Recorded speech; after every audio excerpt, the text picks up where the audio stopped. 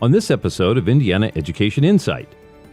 Public schools don't have the opportunity to pick and choose which students they have and turn away certain kids. Sure. Private schools, by their very nature, always have done that. Right. But when you start spending public dollars on supporting those private schools, then there needs to be some public accountability and oversight of how those dollars are spent.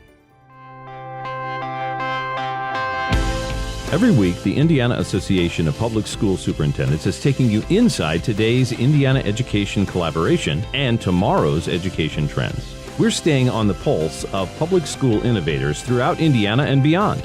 Join our conversation and contribute to our upcoming topics at iapssin.org/podcast. Here's your host, Dr. J.T. Koopman.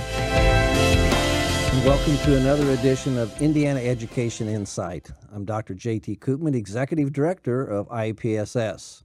Our weekly show features Indiana education innovators from all over our great state discussing trends and topics in the public education space and bringing in a variety of Indiana education innovators to hear their perspective. This show is brought to you by IAPSS team and produced by our friends at Site Strategics and Edge Media Studios. We're always excited to hear from experienced and passionate educators, so let's get started with today's conversation. Topics and trends in Indiana education.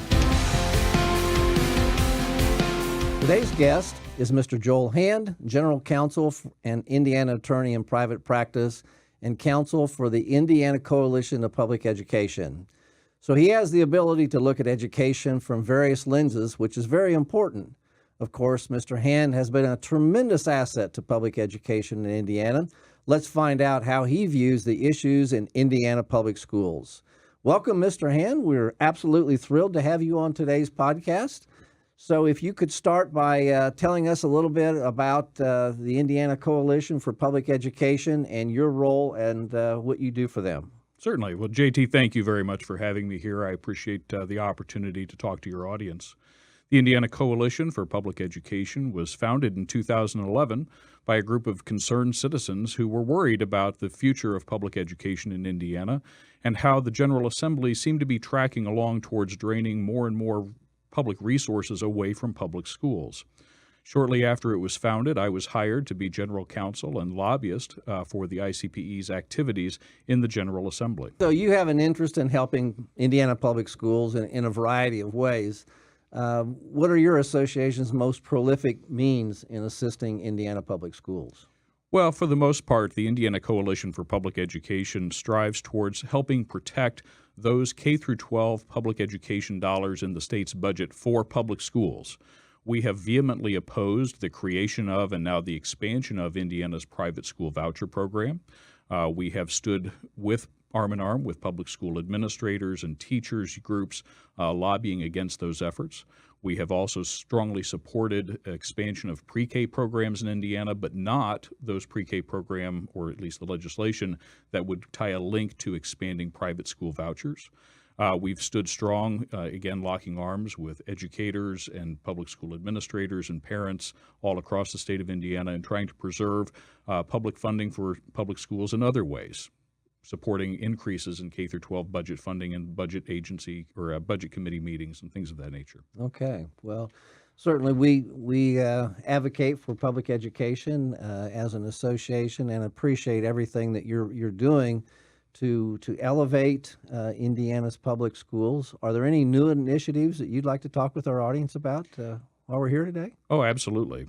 We've noticed that not only here at the state level, but also on the federal level, there have been many efforts to try to take away funds from public schools. One of the latest efforts that has been taking place at the federal level has been sponsored in recent sessions by our own state's Congressman Todd Rokita.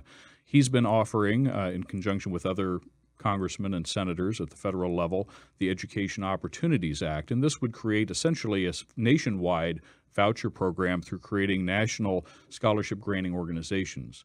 Now, we already have scholarship granting organizations here in Indiana. They've been in existence for a number of years, since 2009. Sure. These are not-for-profit entities that are set up to collect donations from wealthy individuals typically or from corporations.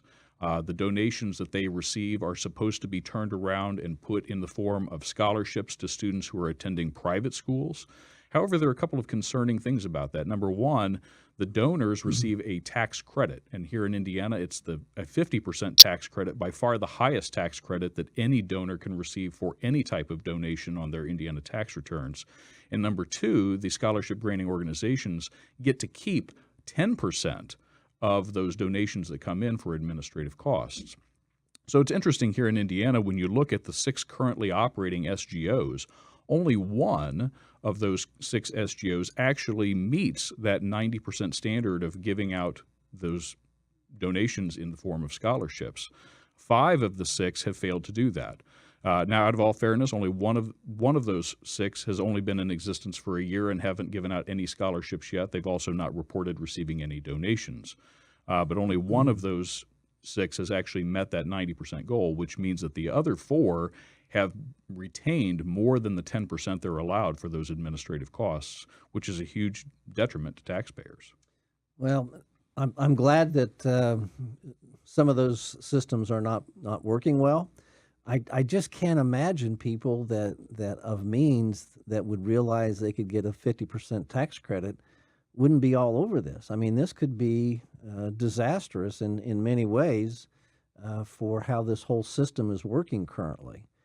The other part of that, and maybe you're aware of this, is the fact that I have heard about some of the charter schools that have been operating but not at a high level are now closing down and turning to a, quote, private school so they can accept vouchers and these scholarship granting organization funds. So have you heard anything about that? I think I've heard similar things probably to what you have, JT, and we are very concerned about that as well. One of the ways in which some of these entities kind of get their foot in the door is to start off as a charter school. Charter schools, as you know, and your audience probably knows as well, under Indiana law, are considered public schools, but many times they are operated by private for-profit entities. Sure. So it is a natural then progression for these organizations to make that transition from a publicly chartered school, which then has at least some public regulation over what they're doing and some public oversight of their books, to transition then to a private organization that has no oversight and no accountability of how they expend their public funds. Right. And if they can get the same public funds through the form of vouchers and scholarship granting organization scholarships, then why would they not do that? Sure. Well, you know, at least from my perspective, the kids are the losers in this. And I certainly believe that parents and people have always had a choice, but not with the use of public taxpayer dollars. And so therein lies the rub with those of us that believe that public schools should be the choice, and others have always had a choice. It's just a matter of exercising that choice without the public dollars that follow that. So what are some of the coalition's major priorities and initiatives that you have coming, or that you can talk with us about in relationship to successful outcomes in public schools? Sure. Well, for the 2018 legislative session, which is getting here closer and closer every day, we plan to work very closely with Dr. McCormick, Superintendent of Public Instruction, as she seeks to find legislative solutions for increasing some accountability for some of the private schools that are accepting public dollars through the form of vouchers and the scholarships that come from scholarship granting organizations. I know that she recently addressed our group at our annual meeting and spoke very strongly in favor of sponsoring and backing legislation that will require those private schools and the scholarship granting organizations to open up their books. Sure. And to be held publicly accountable for how they're expending public funds. I think it's also interesting that she supports requiring those private schools, to accept students on the same level that public schools do. Public schools don't have the opportunity to pick and choose which students they have and turn away certain kids. Sure. Private schools, by their very nature, always have done that. Right. But when you start spending public dollars on supporting those private schools, then there needs to be some public accountability and oversight of how those dollars are spent. And I think the public deserves to have some say in which students those schools are selecting to enter into their programs. Right. So whether that's through some type of a lottery system that has been employed in many of the charter schools, or whether they're just required to accept all comers that apply for those scholarships, that has yet to be meted out. But I think that any efforts to try to increase that public accountability for how those funds are being spent and to ensure that the general public understands that their kids are going to get a fair shake at getting into one of these schools, I think is to the benefit of all kids throughout Indiana. Right. One of the issues that is close to an SGO or tax credit, if you will, there's been some talk about what they refer to as educational savings accounts. What can you tell us about educational savings accounts? Sure.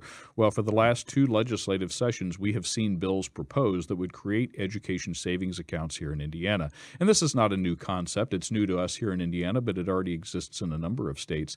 And this is just another form of a type of voucher program here. What it would do, if it follows along the track of what the legislation that's been proposed in the last couple of sessions would allow for, every parent who agrees to not send their child to a public school would receive, instead of the education their child receives in the public school, they would instead receive this account. Many times in other states, it's been done in the form of a debit card that they get to use for their own purposes to educate their child as they see fit. Now, the details are always where the devil is meted out, true?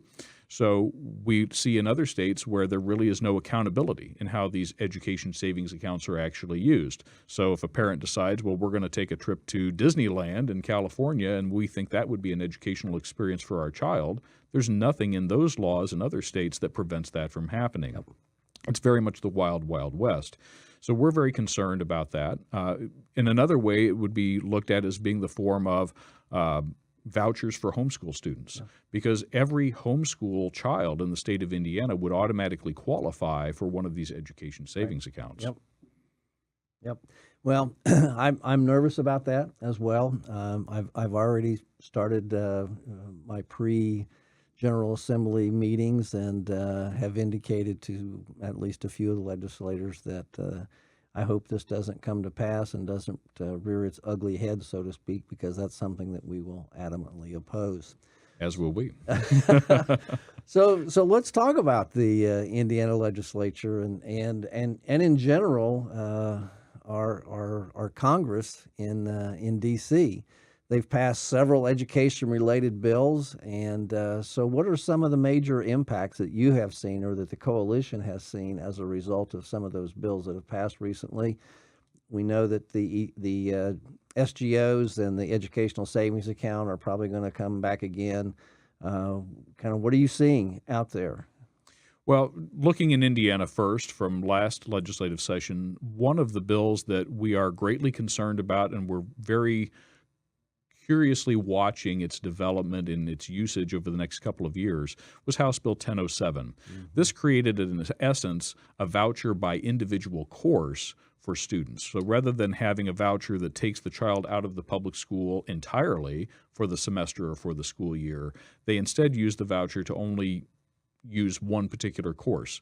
The example was given, if the public school doesn't offer a particular program, then they could use this essentially a voucher to go get that particular program or that course from a nearby private school. Well, the knock on that is severalfold. Number one, we already have many public schools that offer opportunities for students to get courses from neighboring or nearby public school corporations. I know that in Wayne Township, they have a very robust online offering that students from all across the state could opt into from any public school.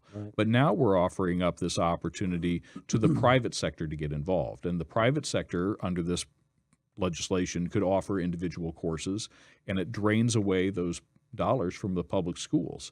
Now, can the public schools in small and rural communities offer all of the courses that can be offered in, say, large suburban communities? No, probably not. But there are already, under the law, other alternatives for those students in those school corporations where courses aren't offered to obtain those through some other public source. So we're really curious to see how this rolls out, what the enrollment numbers look like, and we're also curious to see what that accountability piece is going to look like going forward, and that may be something we work on as well. Speaking of, because those classes can be taken virtually, and the amount of money that a class would cost if that child was in a public school is the amount that would be paid to whoever that provider is of that virtual education. So it's very troublesome to me. And speaking of that, I noticed that we have a local virtual school that apparently has just closed, because I just saw a for lease sign in front of this particular school and had no idea that it had closed recently. So some of these schools are not faring very well because they're actually not very good. And parents and kids are realizing that they need another choice, and hopefully that choice is going to be public schools. 97% of the school-age kids in the state of Indiana go to a public school. So public schools must be a pretty good choice for most people. Absolutely. So where do you see the future of public schools? Well, as you know, JT, our organization has worked very hard to reinforce the message to legislators that for the last quarter century and more now, Indiana public schools have continued to improve incrementally in all of the key indicating areas, whether it be graduation rates, SAT scores, ACT scores, you name it. Our scores have continually gotten better incrementally for over a quarter century. Right. That can't be said for private schools. That can't be said certainly for charter schools and some of these voucher accepting schools that are out there. Yep. So when you compare apples to apples comparisons, you see that public schools are actually doing extraordinarily well in comparison to their non-public counterparts. Nonetheless, year after year, we see more and more dollars drained away from the public schools and funneled to these other non-public entities of various sorts. Well, that can only last for so long before it really starts to greatly erode the public school system that we have. We're already seeing it now in some of the more high poverty areas, the super urban settings, such as here in Indianapolis, up in Lake County. We're seeing it also in many of the very small, very rural school corporations where their funding has been drained away to a point where they're barely able to keep their doors open many times. When we start reaching that breaking point, and we're very close to it in many situations, I mean, take Muncie, for example, that's been in the news quite a bit. Bush is getting ready to make a really damaging impact here on our public schools. So we as a society have to decide, what are we going to do about that? Are we going to keep driving more and more dollars away from public schools into these private entities, or are we going to finally realize that public schools are the bedrock of our democracy? This is what's going to keep our country and our state working the way that it has for the last 200 years. Right. We need to start redirecting those resources back solely to the public schools and strengthening our public schools as much as we can to ensure that our public has a next generation and a generation after that and a generation after that that are highly educated and are going to be effective citizens. Yep, I absolutely agree with you. Are there things that you would like to comment on that we haven't already talked about that you would like to put out there to our audience? Well, I just really encourage everyone in your audience, be they parents, teachers, administrators, people who are concerned about the future of education in Indiana, to first of all, become knowledgeable, stay informed, watch shows like this, read Indiana Education Insight and other articles that come out. Stay abreast of the issues, number one. And then number two, communicate clearly your thoughts and your feelings to your legislators here at the state level and also at the federal level. Unless we as citizens in a democracy start participating and having our voices known and show that then at the ballot box in election time, then we're going to get left behind. And these decision makers are going to go about making decisions based upon what's best for them and not necessarily what's best for all of our kids. Well, I always find that an interesting paradox of what is in the best interest of our kids in our state. And sometimes I kind of question the decisions that are made. Are you really making those decisions in the best interest of everybody in the state of Indiana, or are you making them for a small select group of folks? And so that's a question that we always have to ask ourselves and ask them, to be honest with you. And there was a recent survey that was done, which I found to be interesting, is most parents are not aware of vouchers and what they are and what they do. And I think that if they realize what vouchers were and what they stood for, hopefully there would be somewhat of a backlash. But legislators and those that are promoting vouchers kind of talk about them in a different way that makes them less onerous for the public.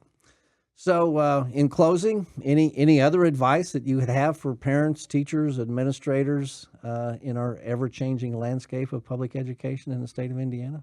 Well, I think that our students, our parents, our teachers are one of our most valuable groups of resources that we have here in the state of Indiana. By staying well informed and educated about the issues and then communicating their thoughts and feelings back individually and collectively, we can have a powerful impact on the future of legislation and on the future of our public schools. And I hope that every one of your listeners and watchers will do that. Well, I agree with that. And I want to thank you and the other members of the coalition for the great work that you're doing. And, quite honestly, that's one of the reasons that we created this podcast, was to create an image about the great things that public schools are doing every day in the state of Indiana, in virtually every classroom in the state of Indiana. So thank you for your work on that. So I'd like to thank Mr. Hand for being our guest on IPSS's edition of Indiana Education Insight. Now it's time to wrap up this episode with my take on the current state of affairs in the Indiana education landscape. Dr. JT's closing comments. And unfortunately, even though we have so much research about the fact that Indiana and all states are facing teacher shortages, just like we need a commitment to high-quality public schools and educators, we need to make an investment in high-quality teacher preparation programs. For the public schools, it is my hope that we can demonstrate the value of well-prepared teachers in our state by showing them respect, paying them well, and providing them some form of benefits that will ensure a future-forward career. It is my hope that we can get our legislators and our state leaders to contribute to these programs on behalf of our Hoosier communities. However, much of this research has been dismissed by our legislators, and I see these as investments in our children and in our state, not as an expenditure. Perhaps we can pursue this issue and others in our next episode of Indiana Education Insight. On our next show, October 30th, we will welcome Dr. Brandy Oliver, Butler professor and anti-bullying activist. Perhaps she can provide some additional insight into the State House and education. Join us for that and more on the next Insight into Indiana Education. Thanks for being part of education, and please stand up for Indiana Public Schools.